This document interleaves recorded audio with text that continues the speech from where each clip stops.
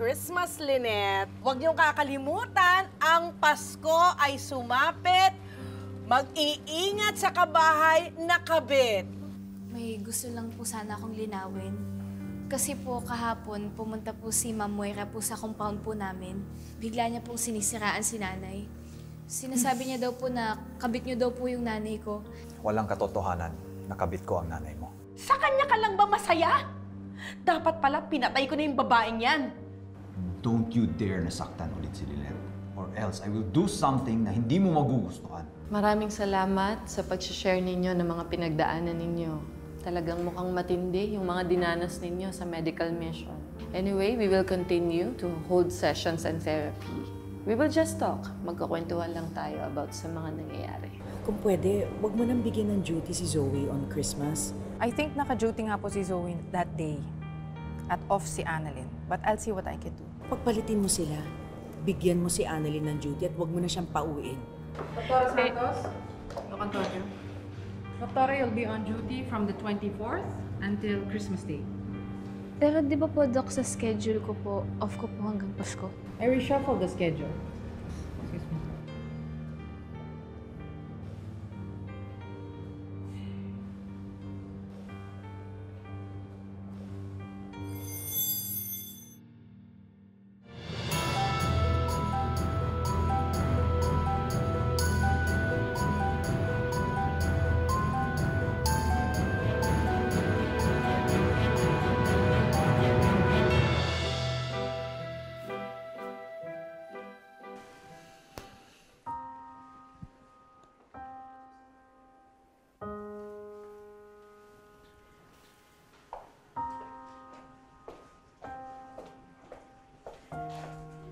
Malapit nang ma-ready ang Noche Buena natin.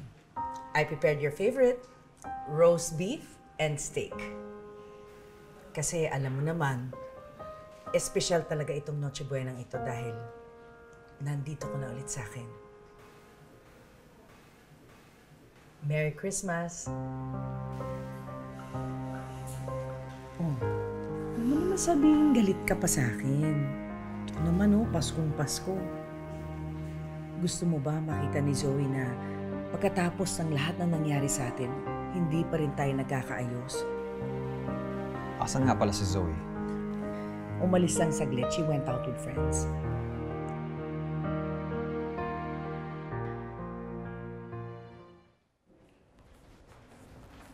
Oh, Doc Annalyn! Regan! Merry Christmas! Merry Christmas! Doc, may regalo nga pala ako sa'yo. Talaga? Kailangan natin puntahan. Ngayon na? Hindi ka pa nagdi-dinner, di ba? Sige na, saglit lang. Mabilis lang Oo, sige na. Sure ka? Please. Promise. Cross my lungs. Tara na. Sige na nga. Huwag kang manilip. Dahan-dahan. Bakit kasi kailangan nakatakip pa yung mata ko, ha? Surprise nga, di ba? Anong surprise yan? Wait lang. Ay, naku. Oh, ready ka na? Oo, ano ba yan? Sige, 1, 2, Okay. 3.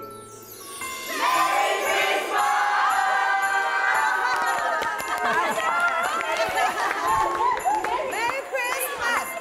Merry Christmas! Christmas! Merry! Kaya akala ko naman hindi ko kayo makakasama ngayong Pasko. Pwede ba yun? Naku anak, pinagluto ka na ng paborito mo. Kagabi pa lang binabad na namin yan ng nanay mo. Ready to eat para sa'yo lang! Ay, hindi! Oo, kasama na kayo! Kasama na kayo! Merry Christmas! Yung kinunsyabo niyo pa po si Regan para surprise, ha? Ano ba nga ba, kinontak nga namin ng nanay mo para nandito din siya. Regan, maraming salamat ha. Walang anuman, Hunay. Ma'am. Talaga nagre-react agad. Toy, handa ka na bang gumulong na walang sayad? Ha? Dito! Wala, kinikiliti ko lang, Di ba nakiliti ka? Oo po. Kiliti naman eh. Wala, kinikiliti ko lang. Naman. Eh, Nay, si Tito Michael po pala. Bakit wala po siya? Susunod yun, wag kang mag-alala. Sayang wala din po si Zoe. Hindi po kasi siya naka-duty ngayon eh. Pero kung dito siya, panigurado ko siya saya. Pwede ba ako mawala?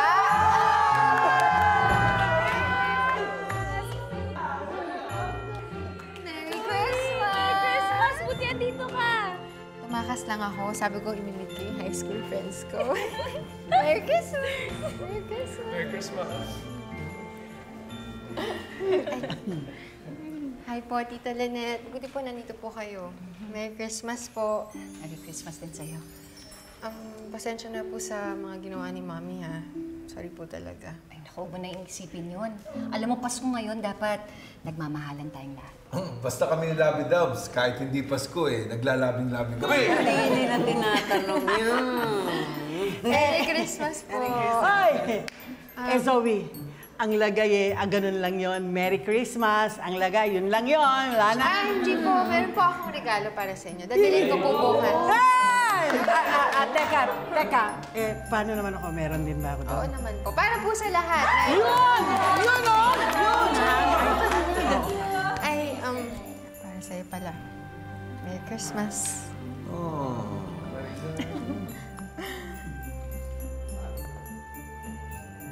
Zoe! Ang mahal na to Hindi ko matatanggap to. Ayaw mo. Sayang, parehas pa naman sana tayo. Tingnan nyo nga naman yan, ano? Parang kailan lang nagbabaranggayan tayo. Pero ang bait ng Panginoon, in God's perfect time.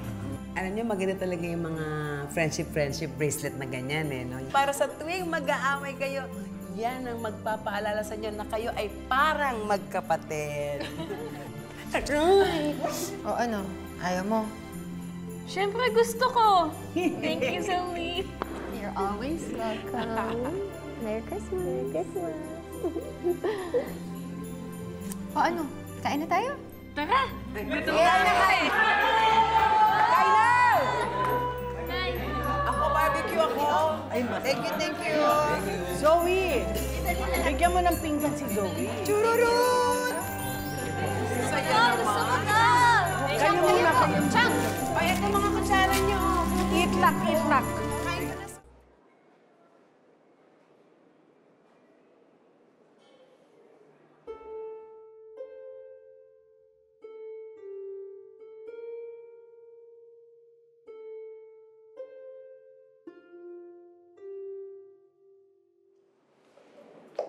Robert! Merry Christmas! Come on, let's dance.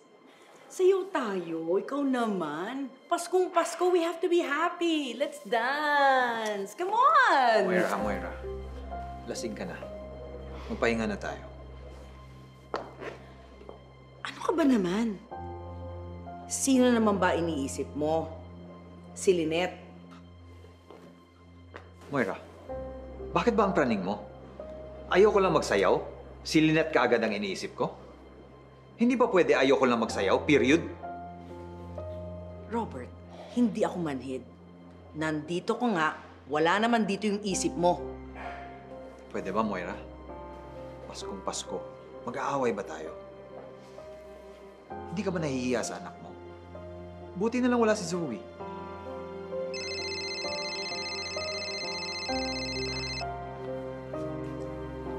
Hello, Zoe, anak? Sige, sunduin kita. O, saan ka pupunta? Papasundo si Zoe. Sunduin ko muna, anak mo.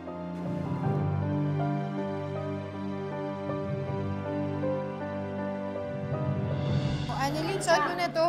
Sige. Lumpia. Bakit healthy? Gusto ko yung maraming taba, yung barbecue.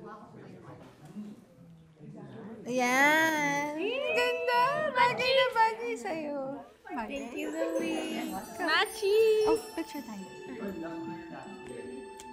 Selfie. Okay. Thank you, God. At masaya at magkasundo ang mga anak ko. This is the best gift for me this Christmas. Hindi man nila alam na tunay silang magkapatid, ramdam ko pa rin na mahal nila ang isa't isa. Salamat po. Sa kabila ng mga pagkakamali ko, dininig niyo pa rin ang panalangin ko. Uy! Ay, Doc! Nandito pala kayo. Kain po. Sunduin ko lang si Zoe. Dad! Halika! Join us! Sandali lang tayo. Halika! Come na! Ayan. Si Dad! Merry Christmas! Merry Christmas! Dad, picture tayo. Ayan, tawag mo na yung kabot. Ayan. Smile! Show your face.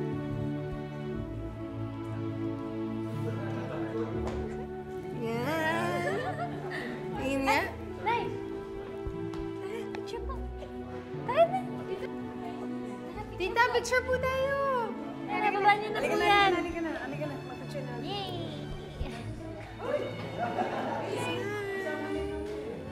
Halika mo, picture tayo, oh. Ayan, dito. 1, 2, ako naman, mag-isa lang ako.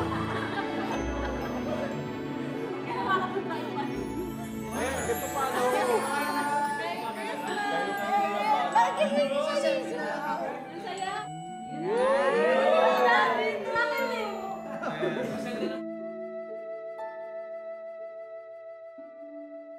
Congratulations! In a month, malilipat ka na sa neurosurgery department. Kayong dalawa ni Zoe. This calls for a celebration. I'm going to talk to Zoe later. Gusto kong kayong kausapin ng personal. I am so proud of you both. Para akong ina na nagluwal ng 2 sanggol. Maraming salamat po, Doc, ah. Congrats din, Doc. Last month niyo na po bilang chief sa GS. Proud po ako sa inyo. Yes. Thank you. But this isn't about me. Remember, mas matindi ang demands sa neurosurgery. So kung anong effort at dedication ang ibinigay mo sa department ko, doble or triple ang ibibigay mo doon. Good luck and make your mama proud. Yes, Doc. I will make you proud. I am sure. Just continue to perform well para maging smooth ang transition ninyo. Remember, isang pagkakamali or any issues, maaaring ma-delay ang transition.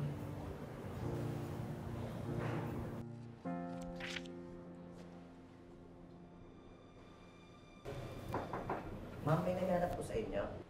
Sige, papasukin mo. Sir?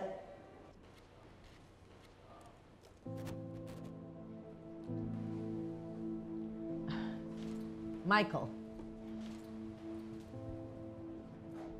What brings you here? Hindi na ako magpapaligoy-ligoy pa.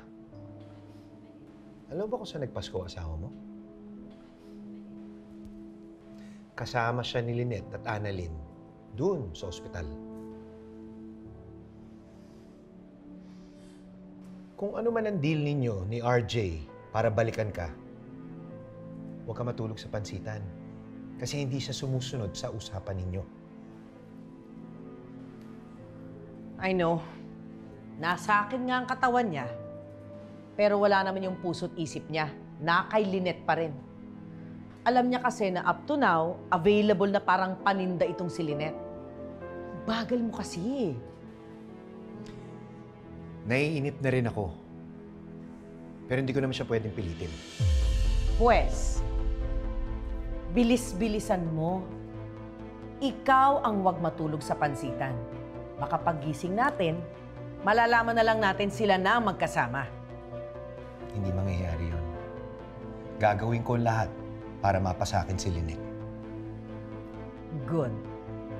Para masolo ko na ang asawa ko. Ilayo mo si Lynette kay RJ at ilalayo ko si RJ kay Lynette. Doktora, may ipapakiusap din sana ako sa'yo. I know you're younger than Doktora Tanyag. Pero would you please be so kind as to look after her? Alam mo naman yun, let's just say mas prone to make mistakes. At least nandun ka para makapagbigay ng payo sa kanya at nang walang nagsusungitan sa inyo. Opo, Doc. No problem po. Thank you. Ang bilis ng panahon, ano? Naaalala ko nung first day nyo dito sa Apex. Pinag-uusapan nyo pa ako sa lobby. Rule number 1. Bawal tanga. Halika, kain tayo. My treat. Kailangan matapos na natin to. Kasi kailangan na natin to masubmit sa first day ng klase natin. Naku, Ate Ninit, kayang-kaya mo yan. Naku, hindi no. Group effort to. Kami na yung group, ikaw na yung effort. O, ikaw talaga. Talin-talino kaya, Ate Ninit. Oh, hindi ako matalino ah. O, teka muna. Tingnan mo nga, i-check nyo kung tama tong ginawa ko. Tsaka ito, i-check nyo. Tingnan nyo kung tama ba to. Parang tama naman eh, no? Wow! Oh, Ang Michael! sipag naman mag-aaral. Oh, bumili ako ng pagkain, oh. Sana all may manliligaw na ayaw kang magutom. Oo nga, sana all may manliligaw. Naku, kayo talaga, inaasarin nyo naman si Michael, ah. Naku, kumain na nga kayo.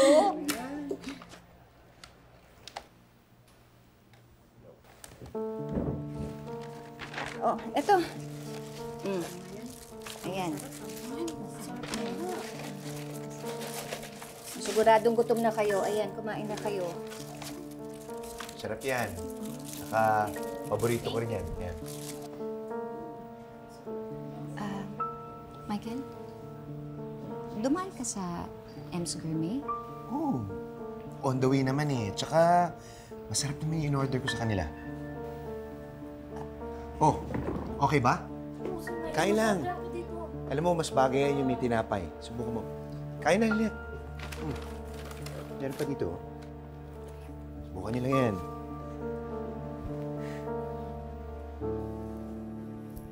Dr. Santos. Doc. Congratulations. Malapit na kayo mag-neurosurgery rotation at may bonus pa dahil bati na kayo ni Dr. Tanya. Yun nga yung favorite part ko eh, yung okay na kami. At alam ko, sobrang hirap yung pagdaraanan namin sa neurosurge rotation. Kaya masarap din talaga siguro na meron akong kakampi. Mga dok, nabalitaan niyo na ba?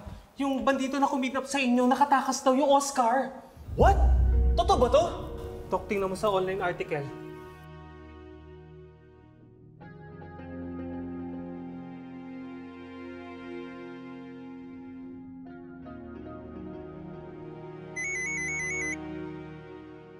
Si Zoe.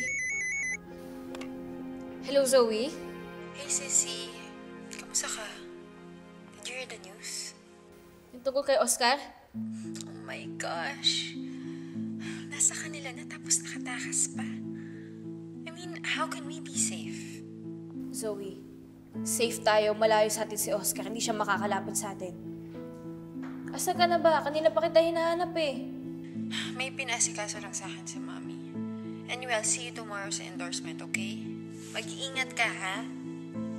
Zoe, pakiusap ko lang sa'yo ah. Huwag ka na magbabasa ng news, okay? Sige, see you. Bye-bye. Teka guys, paano kung pumunta dito si Oscar? Diba? Teka lang, ang laki ng... Ano ka ba naman, Joanne? Hindi naman agad-agad pupunta yun dito. Imposible naman yan. Pero Dok, sigurado ako mayroong mga connection yun. Yun na nga eh. Talaga? Sasadyain niya talaga tong Apex? Kasi yung Oscar na yun, bet si Dr. Tanyag, nagpakit pa nga yun sa medical mission eh. Guys, pwede ba huwag niyo na pag-usapan yan? Lalo na kapag nandito si Zoe. Pero bakit naman, Dok? Tingin kasi namin maapektuhan si Zoe ng pagtakas ni Oscar. Dok, kayong dalawa parang okay naman kayo. Iba-iba kasi pagproseso ng mga tao sa experiences nila. At alam namin maapektuhan si Zoe. Kaya please, huwag niyo nang pag-usapan. Grabe din talaga yung pinagdaanan namin.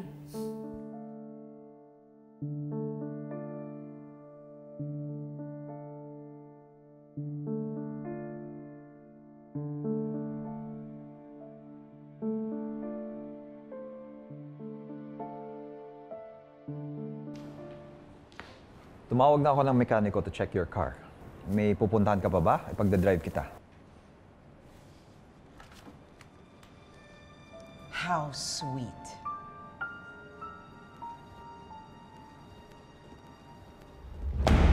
Liar!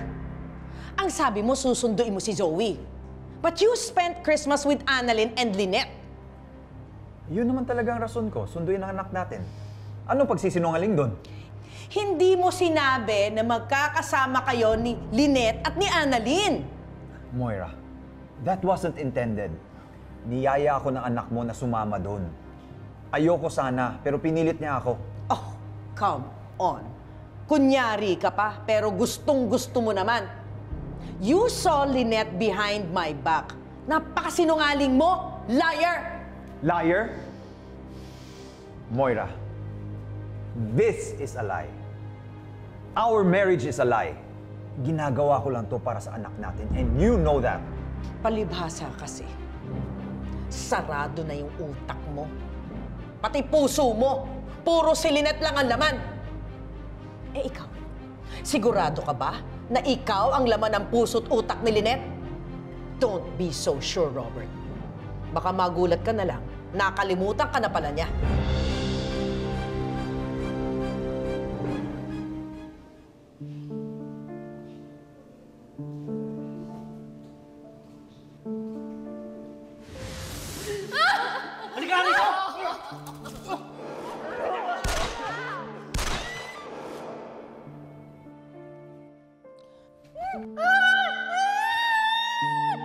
Sabi ko naman sa'yo, mamarkahan din kita!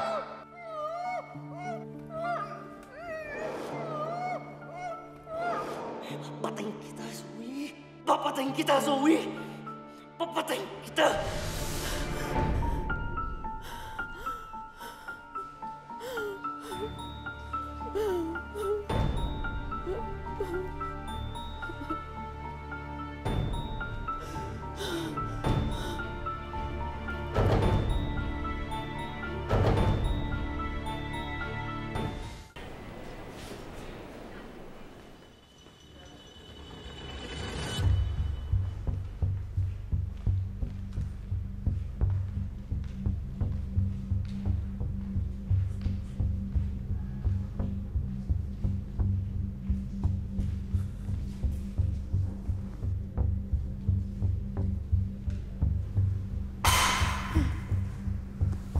Sino yan?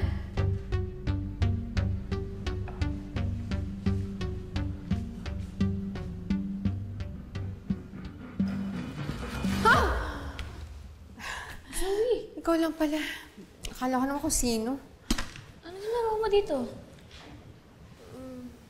Inagahan ko na kasi may duty ako later eh. Tsaka, gusto ko kasi ng maraming tao. Pumunta ka dito nang nakapantulog ka lang? Zoe, okay ka lang ba? May problema ba sa bahay niyo? Nag-ayos ba kayo ng mami mo?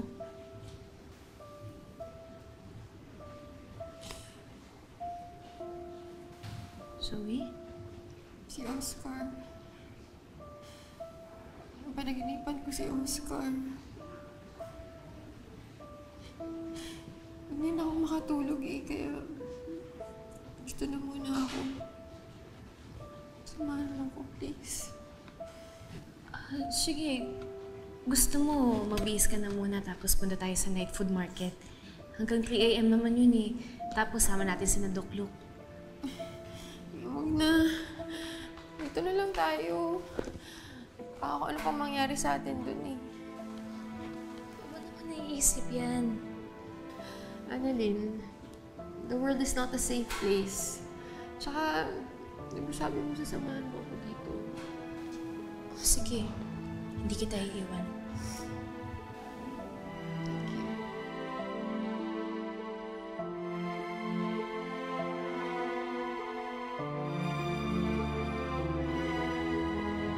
Kamusta ka na?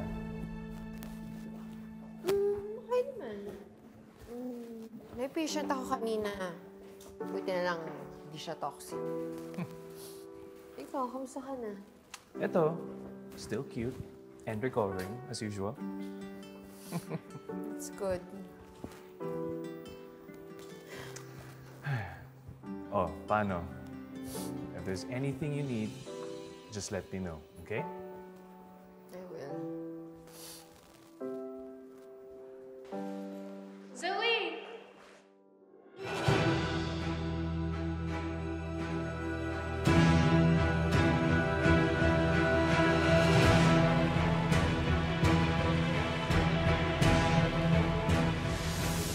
Si Lynette, si Tisay?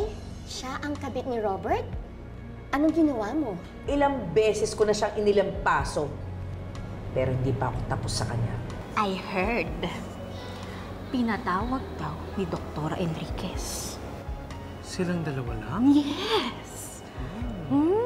Private meeting. Alam mo, di ba? Alam mo naman, ano nangyayari dito? Na may kagagawa na to, ha? Pagsabihan mo nga yung asawa mo, ginugulo na naman niya si Lynette. And what did she do exactly? Doc? Doc, nurse? Kailangan namin ng tulong nyo. Na-injure kasi yung kapatid ko eh. Jordan, okay na. Pasensya na po kayo Medyo OA po kasi yung kakambal ko eh. Ang usapan natin is you stay away from them. Lynette deserves it. She deserves it for what she did to us, to our family. Moira, our deal is off.